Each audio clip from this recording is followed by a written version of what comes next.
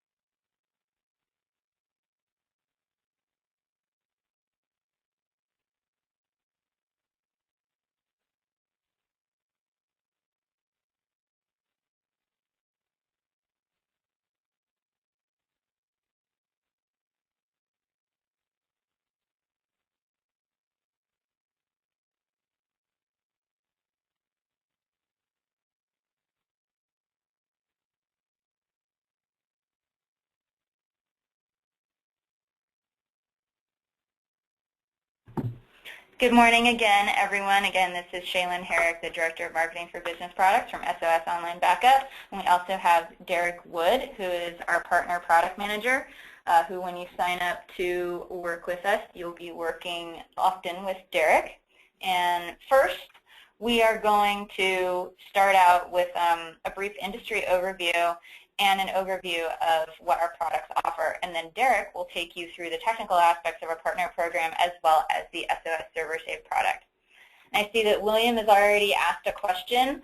Let me get through the first couple of slides, and then I will answer that question for you, William. So first of all, what's new for SOS? Back in November, we launched SOS ServerSave, which is a full server backup program. It's really a complete cloud backup solution for SMBs and enterprises. It does cloud backup for Exchange servers, SQL servers, SharePoint databases, and it is, of course, available to managed service providers through our partner program. So we're going to talk a lot about that. So what's the industry overview and opportunity? What's the opportunity for you guys? What's the opportunity for the industry in general? Of course, you're part of the industry. And there's a lot of it, and that's pretty exciting. And then how is SOS ServerSave changing the competitive landscape? So by partnering with us, what do you guys potentially gain?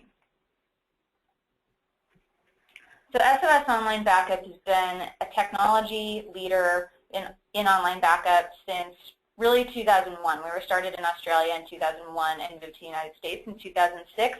We have over 500,000 active customers and over 500 value-added reseller partners. We have an exclusive engineering team. We have a robust and intelligent sales team here in the Los Angeles office. And we are constantly monitoring trends in the industry to make sure that both you guys can capitalize on them and stay ahead of the curve. So based on the chart that's on the right-hand side of the screen, this is used to illustrate where we are in the industry, in the potential for market share of online backup and what we can grow to be. Right now we're in the early adopter phase. So as you guys probably know, not everyone that you talk to on the street knows what online backup or cloud backup is, and you probably have to explain it to them. That's because we're in this phase. It will eventually become more commonplace. Everybody will know what it is. Like today, everyone knows what an iPhone is. 6 years ago, maybe that's a bad number. 6 years ago, hardly anybody knew what it was. So we're looking for this to grow, and of course, as more people know what it is, the opportunities for you guys grow. So what is driving online backup adoption? One thing is expansion of internet bandwidth. More people have access to fast internet.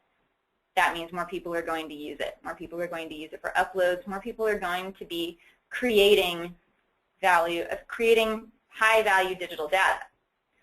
We are also decreasing hosted storage costs. This is simply across the world. You can store data almost anywhere. The methods of storing data are becoming cheaper and cheaper, and that drives down cost of online backup and, of course, then increases adoption. And also the technical sophistication of the population. So I alluded to that a few seconds ago when I was talking about the graph on the right. We will move to the right where eventually those laggards over on the far right adopt online backup and understand what it is. It will soon be something that everyone knows what it is, from residential users to SMBs and enterprises. But SMBs and enterprises are what we're going to focus on today.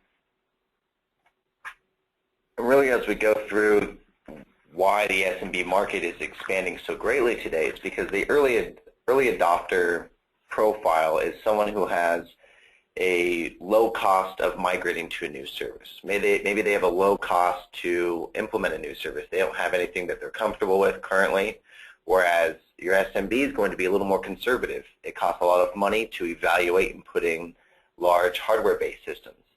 Once you get into a rhythm and you have an operational flow, those of you who manage operations know that anytime you have to modify or change your operation, it is a rather expensive endeavor. So you try to avoid this, and you don't want to be the first one in the door. You want to let those micro businesses, the individual users, really get into play with a new service to prove out that the security is what you need, which is one of the questions from Will Taylor had, and that the speed and affordability is going to really meet your needs. So what we've seen in the SMB market today is that there is about 16% of the market who has a limited scope or limited implementation of online backup service. Maybe they're trying it out on one specific user, on one specific machine, maybe on a group of users, but they haven't yet bought into the idea that this is something that we're going to do across the board.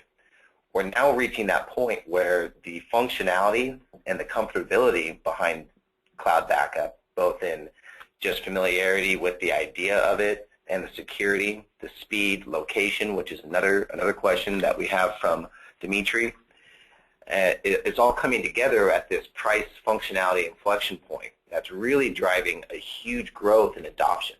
So not only are we going to see an increased adoption of online backup across the SMB market in the next couple of years, but an increased scope of adoption. So rather than maybe, let's just call a number 10, instead of a 10-point introduction of online backup into an SMB, 10 out of 100, maybe we see a 75-point implementation of online backup.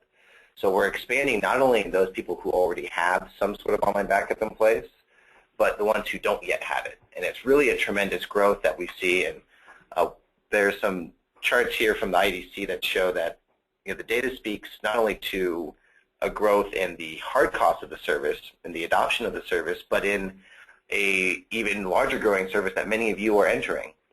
Most of our partners are newly entering or in the middle of entering the managed service market, meaning you have identified services on a regular basis. For the first time in IT services, we can no longer consider ourselves to be strictly risk managers. Now we can be productive assets to each business.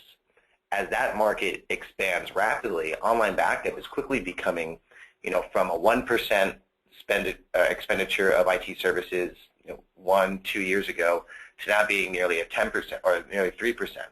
So we're really seeing a dramatic growth in this because of the increased security, speed, and affordability, and general comfortability or technical savvy that Shaylin pointed out of the market that we're looking at.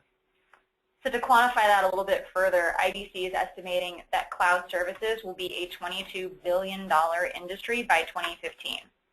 And the last estimate they gave was for 2010, and it was a $10 billion industry at that point. So there's a huge opportunity for growth, and a lot of it is because of all the macroeconomic factors, value of data, decreasing cost of data, decreasing cost of storage. All those things are pushing us towards the cloud. So here's another chart that was put together with some IDC data as well as our own information on home consumer versus small business adoption curves of online backup. The green section on the chart is small business, and the bluish teal section is consumer and small office, home office. So you can see around 2012, there is a huge spike in the adoption of cloud services by small business. So what do they need? What do they need, and can you give it to them? Over on the left, we've identified what some of these things are. Total business protection. So this means protection for workstations, servers, laptops, and mobile devices. I want to point out laptops and mobile devices specifically because, as you guys know, they're mobile, therefore making them more vulnerable to theft, vulnerable to disaster, vulnerable to some kind of damage. So their data is best off hanging out in the cloud. These businesses also need business continuity and disaster recovery, which of course you can get with cloud backup. They need server application backup and recovery. So they need backup for Exchange, SQL, SharePoint, file servers, Windows servers, all of the above. They need centralized deployment reporting and remote management systems, and they need them to be cost effective. They need security. They need to know that their data is located in places that are safe. They need to know that the data centers are protected. They need to know that their data is geographically redundant. So this is a good time to answer Will and Dimitri's questions about where our data is maintained and where our cloud is located.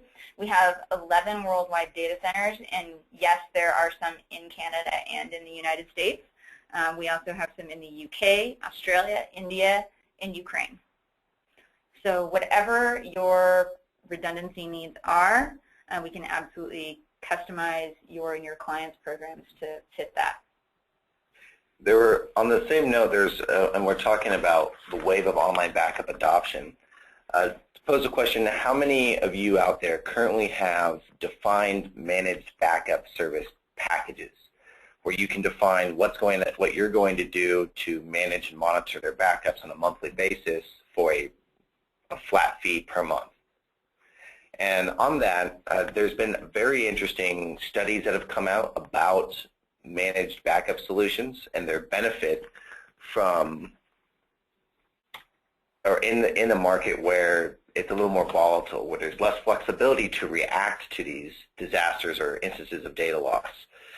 And it was covered by TechCrunch, the Wall Street Journal, MSP Alliance actually does webinars on this exact idea that the next wave of online backup adoption, or at least cloud adoption, is really based on security. We've seen all these services come out recently with no real security discussion, except for, of course, the recent Dropbox debacle with things they claimed that turned out not to be true. But what is secure and what is not secure? The problem of the stealth cloud.